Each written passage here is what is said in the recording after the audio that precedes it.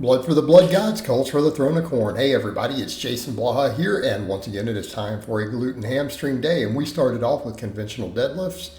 I realized this top set of deadlifts took a lot out of me, so I'm like, I'm done deadlifting for today.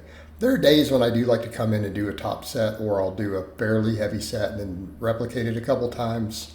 I had originally planned to come in and try to get this today, see if I could try to squeeze out 3, and then I was going to do some back down work with 500. I got 4 reps.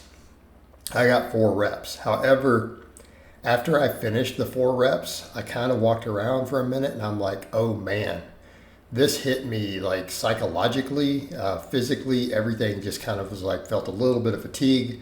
I'm like, you know what? I better not push this. I still got to do cardio today. I'm a little bit lower carbs. I got a bunch of stuff going on.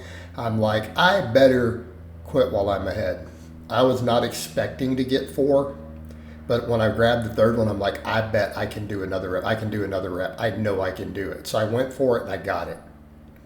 See where I'm going here, guys? I got that rep and I'm like, you know what? This is where we stop. This is where we step back and go, okay, let's just get some accessory work in. Now, this isn't the best angle, by the way, but I'm like, let me show this angle today because it shows the worst possible, right? This shows the loose skin still, but here's the thing. It's tighter. Like, that's slowly improving still. That's why I'm like, let me go ahead and show it so that it's like, look, it's here, but that was so much worse, a while back.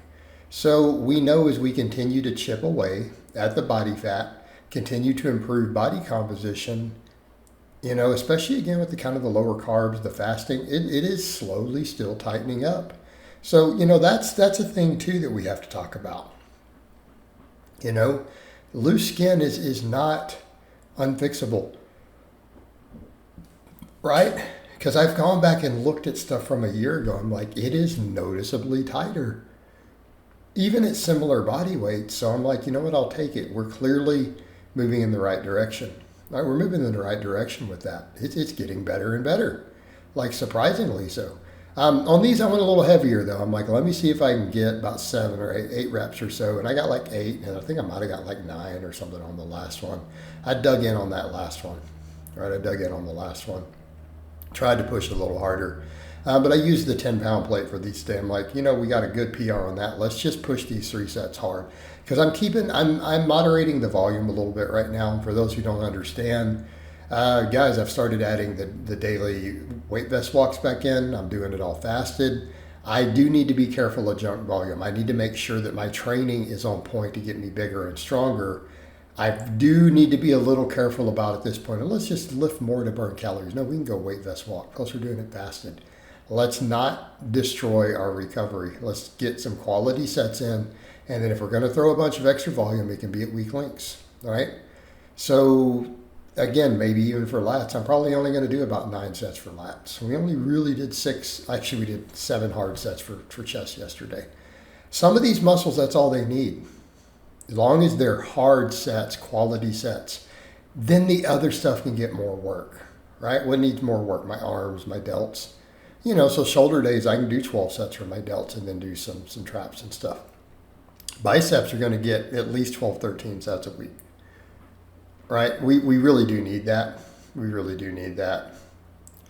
So even on the back day, I'm probably going to do at least 3 sets for my biceps minimum, right?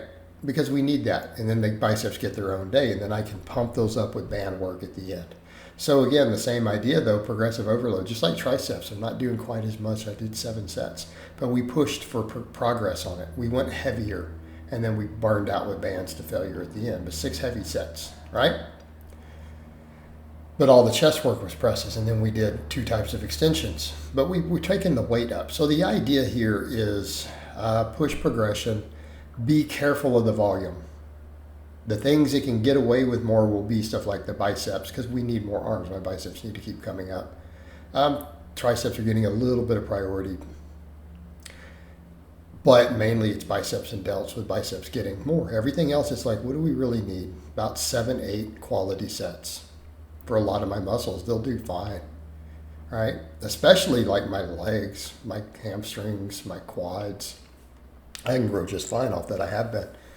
But we get that one really heavy set, right? Our big three get heavy, heavy work.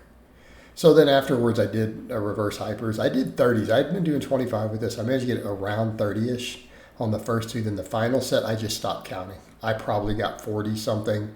I just took it until it burned just all the way to the end. So what did we get here in terms of training modalities? Even though this was only 7 real work sets, we did a really heavy top set of deadlifts, right?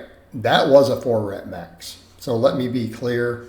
It doesn't matter whatever people think it looked like, that was literally everything. That was a true 4 rep max. There is no way I was getting a 5th rep.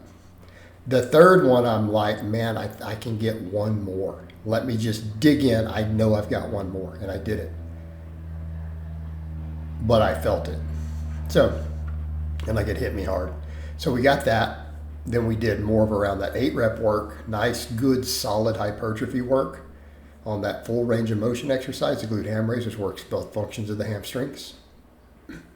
Then we came in and we got our deep metabolic work and our restoration off the reverse hypers. So if we're going to do something like 7 sets, we look at it and go, all right, what did we do in terms of efficiency here, right? What did we get in terms of efficiency? It was very efficient because we hit all those modalities. We hit everything that we needed to hit.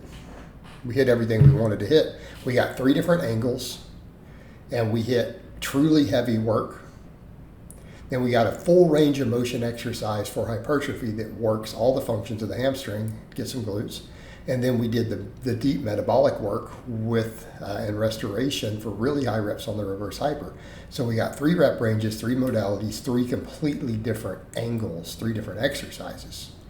So if we're going to do something like 7 sets, this is what you want to do. You need it to be real efficient, very effective. And so, yeah, this will work. And then, of course, just to get the vlog a little longer, here's the top set again, right? I was pretty happy with it.